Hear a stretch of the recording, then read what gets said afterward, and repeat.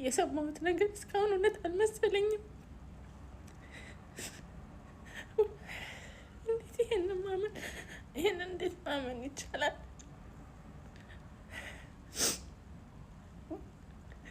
ማለት እዛ ጋር መገኘት አለመቻሌ ራሱ በጣም ናመመኝ።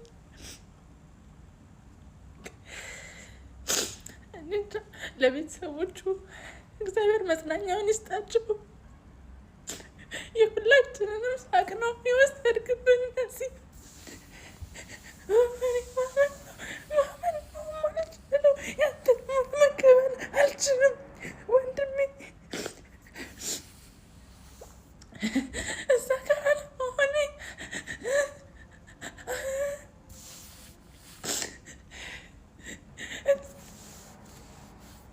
ምን እንደምን አላውቅም።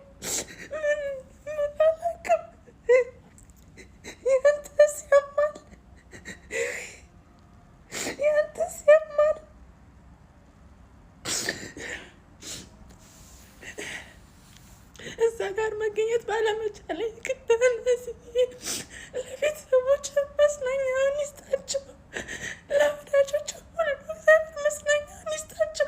ምን ማለት እችላለሁ ወንድሜ?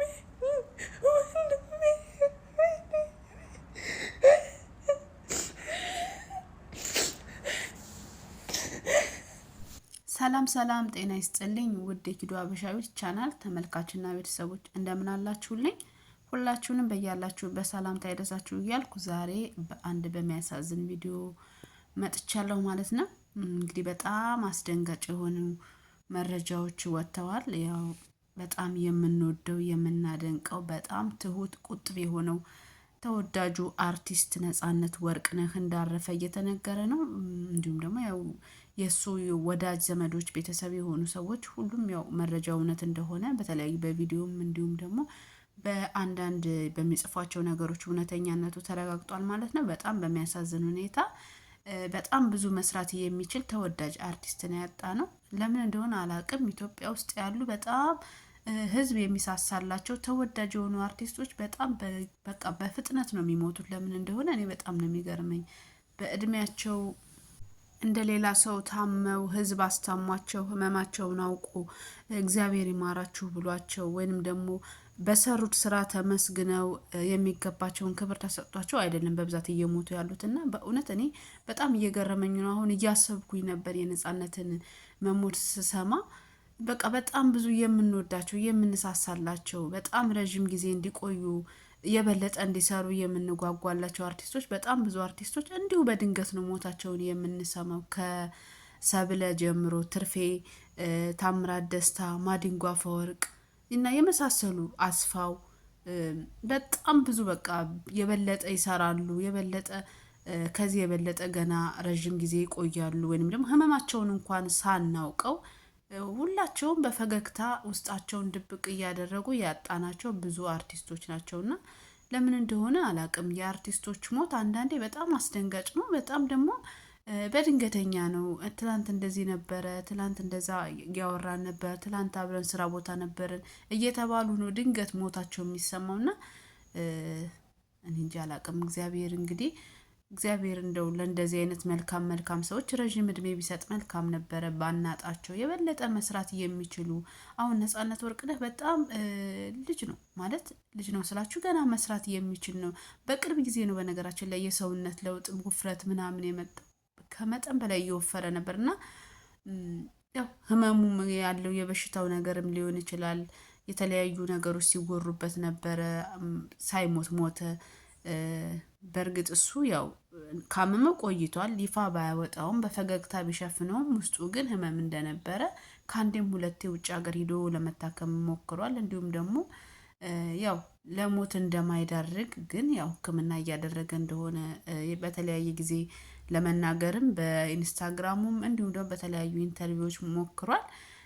ነገር ግን በቃ እንደዚህ ነው የምናጣቸው። በጣም የምንወዳቸው የበለጠ ይሰራሉ፣ ረጅም ጊዜ ህዝብን ያገለግላሉ ብለን ምንሳሳላቸው በቃ በአጠቃላይ የሆነ በቃ እንደ ቅርስ የምናያቸው ተወዳጅ አርቲስቶች ድንገት ነው ከጎናችን የምናጣቸው።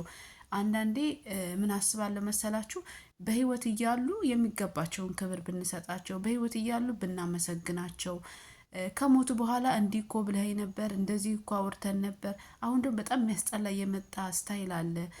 ትናንት እኮ እንደዚህ በቃ ያወራችሁትን ሪከርድ አድርጋችሁ መልቀቅ የሚቀራችሁ አንዳንድ አርቲስቶች አላችሁ። ስክሪንሻት በቃ እንደዚህ ያወራችሁትን የተጻጻፋችሁትን ነገር ስክሪንሻት አውጥቶ መለጠፍ ነው የሚቀራችሁ። ምንም አይጠቅምም። በህይወት እያለ አንድ አርቲስት መረዳት ካለበት መረዳት አለበት። ክብር መሰጠት ካለበት ክብር መሰጠት አለበት። መሸለም ካለበት መሸለም አለበት። መወቀስም ካለበት መወቀስ አለበት። ያጠፋ አርቲስት እንኳን ቢሆን ጥፋቱን ይቅርታ ጠይቆ ከህዝብ ጋር ታርቆ ይቅርታ አግኝቶ በህዝብ ዘንድ እንዲሁም ደግሞ እንደዚህ ደግሞ እንዲህ የምንሳሳላቸው ደግሞ ውድ ውድ የሆኑ አርቲስቶቻችን ደግሞ የሚገባቸውን ክብር ተሰጥቷቸው የሰሩትን ዋጋቸውን ፍሬያቸውን አይተው ቢሞቱ እኔ ምንም አይመስለኝም። አሁን ለምሳሌ በቅርቡ ለሰይፉ ሾው የተደረገው በጣም ነው ያስደሰተኝ። ያው እናመሰግንሃለን የሚል ፕሮግራም ተዘጋጅቶ የሚገባውን ክብር ተሰጥቶታል። ልክ እንደዛው ደግሞ አሁን ለምሳሌ ክብርን የሚገባቸውን ክብር ሳያገኙ ያጣናቸው አርቲስቶች እንደ ታምራት ደስታ፣ እንደ ማዲንጎ አፈወርቅ፣ እንደ አስፋው መሸሻ፣ ትርፌ ሰብለ እኔ በጣም ነው የምወዳት እና በጣም ረዥም ጊዜ ያው ከሞቶች ረዥም ጊዜዋ ነው ግን አረሳትም። ነገር ግን በቃ ልክ እንዲህ ስናጣቸው በጣም ይቆጨናል። በጊዜው ባሉበት ሰዓት በህይወት እያሉ ማመስገን ለእነሱ ክብራቸውን መስጠት ሲገባል ልክ እንደዚህ እነሱን በፈገግታ ይሸፍኑና ውስጣቸውን ህመማቸውን በፈገግታ እየሸፈኑ ድንገት ያመልጡናል ማለት ነው። ይህንን ደግሞ ማድረግ የምትችሉ የቅርብ የሆናችሁ ጓደኞቻቸው እራሳችሁ እዛው ሙያ ውስጥ ያላችሁ ሰዎች እርግጠኛ ነኝ እንደው 10 ጓደኛ ቢኖር አንዱ የልብ ጓደኛው ነው የሚሆነው። ህመሙን ሚስጥሩን የሚያውቅ ይኖራል። እና እንደዚህ አይነት ነገር ሲኖር ቶሎ ብላችሁ በህዝብ ዘንድ የሚገባቸውን ክብር እንዲያገኙ እርዳታ የሚፈልጉ ከሆነ እርዳታ የገንዘብም ይሁን የጸሎትም ይሁን የተለያዩ ነገሮች የሚያስፈልጋቸውን ነገሮች በወቅቱ እንዲያገኙ ቢያንስ እናንተ አጠገብ ያላችሁ ጓደኞቻቸው የአቅማችሁን ብትወጡ ለእናንተም ከጸጸት ትድናላችሁ። ህዝብም ደግሞ እንደዚህ ድንገት ሲሞቱ ድንገት ሞታቸውን ስንሰማ እውነት ለመናገር በጣም ነው ልባችን የሚሰበረው እና የሰው ልጅ በህይወት እያለ የሆነ ነገር ከጣራችሁ ሀዘን ራሱ ይቀንሳል። ያንን ያህል አትጎዱም በሀዘን እና አጠገባቸው ያላቸው አርቲስቶች ሌሎችም ይሄ ነገር ትምህርት ሊሆናችሁ ይገባል። ሌሎች እንደዚህ ድንገት ከምናጣቸው የአቅማቸውን በቃ ቢያንስ ምስጋና መሆን ካለበት ምስጋና፣ ክብር መሆን ካለበት ክብር፣ እርዳታም ከሆነ መሆን ካለበት እርዳታ አግኝተው በህይወት እያሉ ህዝብ ደግሞ ያቅሙን ያህል ጥሮላቸው ቢሆን ቢሞቱ ምንም አይደለም እና ለሌሎቻችሁም ለሌሎች አርቲስቶች ይሄ ነገር ትምህርት ሊኖራችሁ ይገባል። ብዙ ጊዜ ላለው የአርቲስቶች ማህበር ሊኖራችሁ ይገባል። አርቲስቶችን ነገር በቃ ትክክለኛ መረጃ ያሉበትን ሁኔታ እንደዚህ አይነት ችግር ሲገጥማቸው ደስታም ሲገጥማቸው ያው የሚቆጣጠር የአርቲስቶች ማህበር ቢኖራችሁ መልካም ነው ብዬ አስባለሁኝ። እንግዲህ እግዚአብሔር ነፍስን ይማረው ነጽዬ፣ ልጆችህ፣ ለባለቤትህ እንዲሁም ደግሞ ለመላው ቤተሰብም እግዚአብሔር መጽናናትን እንዲሰጣችሁ እመኛለሁ። እንግዲህ በእንደዚህ አይነት መልኩ ያው አተነዋል ማለት ነው። የ3 ልጆች አባት ነበረ። የ1 ወንድ ልጅና የ2 ሴት ልጆች አባት ነበረ። በጣም በሚያሳዝን ሁኔታ በጣም አስደንጋጭ በሆነ ሁኔታ አተነዋል። እግዚአብሔር ነፍስን ይማረው። ለሌሎቻችሁም መልካም ትምህርት እንደሚሆናችሁ ብዬ ተስፋ አድርጋለሁኝ። በሌላ ቪዲዮ እስከምንገናኝ ቪዲዮን ላይክ፣ ሼር፣ ኮሜንት ማድረግ እንዳትረሱ።